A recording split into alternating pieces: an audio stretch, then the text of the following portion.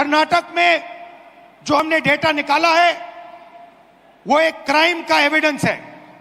ಕರ್ನಾಟಕ ರಾಜ್ಯದಲ್ಲಿ ನಾವು ತೆಗೆದಿರ್ತಕ್ಕಂತ ಮಾಹಿತಿ ಒಂದು ದೊಡ್ಡ ಕುತಂತ್ರದ ಸಾಕ್ಷಿಯ ಗುಡ್ಡ ಆಗಿ ನಿಂತಿದೆ। 6 महीने लगे हमें उस डेटा को निकालने के लिए। 6 ತಿಂಗಳಿನ ಕಾಲಾವಧಿ ಆಗಿದೆ ನಮಗೆ ಮಾಹಿತಿನೆಲ್ಲ ಸಂಗ್ರಹ ಮಾಡೋದಕ್ಕೋಸ್ಕರ। इतना बड़ा कागजों की फाइल थी। 7 ಅಡಿ ಎತ್ತರದ ಕಾಗದಗಳ ಪತ್ರಗಳ ಪೇಪರ್ಗಳನ್ನ ಇವತ್ತು ನಾವು ಪರಿಶೀಲನೆ ಮಾಡಿದ್ದೇವೆ। एक फोटो को लाखों फोटो के सामने कंपेयर किया है। ಒಂದು ಭಾವಚಿತ್ರನ ಲಕ್ಷಾಂತರ ಭಾವಚಿತ್ರಗಳ ಜೊತೆಗೆ ಹೋಲಿಕೆ ಮಾಡಿದ್ದೇವೆ ನಾವು। हर एक नाम को चेक किया है। ಪ್ರತಿಯೊಂದು ಹೆಸರನ್ನ ನಾವು ಪರಿಶೀಲನೆ ಮಾಡಿದ್ದೇವೆ।